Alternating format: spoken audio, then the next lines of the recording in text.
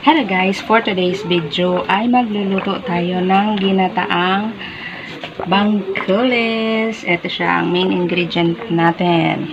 Bangkulis with malunggay. So, ito na yung huling gata na ginawa natin. So, kumukulo na siya. Ilalagay na natin itong mga ingredients natin. Itong fish ilalagay na natin. So, yan. Lagay natin. Ito lang mga buntot na to ang ating lulutuin. Saka itong ulo. Kasi yung gitna, yung laman niya is ipiprito natin. So, ito lang ang gagataan natin. So, yan guys. Ito na yung ating So, hintayin lang natin siyang kumulo hanggang maluto yung ating fish. So, ayan na nga guys, kumukulo na ang ating niluluto.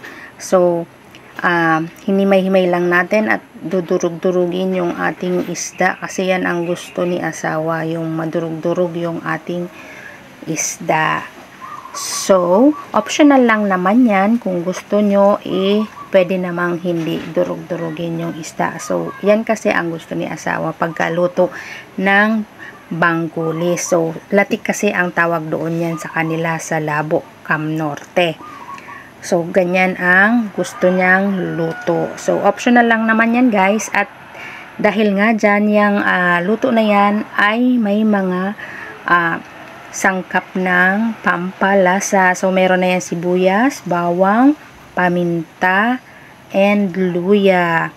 Pwede nyo din siyang lagyan ng sili para may kunting anghang. So, dahil nga luto na ang ating isda, is ilalagay na natin ang ating green leaf. Ito ay ang malunggay. So, ubusin lang natin ilagay siya dyan. At pagkatapos nyan ay hahalu-haluin natin. So, make sure lang guys na medyo kaunti na yung gata o yung sabaw ng ating niluluto dahil ang malunggay ay madali lang naman lutuin. So, pagkatapos nga nyan guys ay pwede nang ilagay yung unang gatang piniga natin doon sa ating kinayod na nyog o sa ating binili na nyog. So, yung unang piga, yan yun guys. So, huli natin siya inilalagay para medyo matamis-tamis ang lasa niya.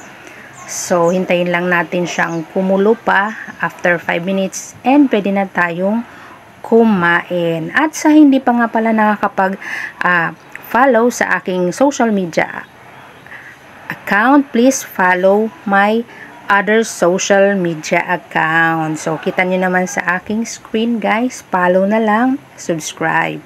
So, hintayin na lang natin kumulo pa at yan na nga guys, kumukulo na at pwede natin i-off na ang ating gasol kasi pwede na tayong kumain. Thank you for watching. So, bye!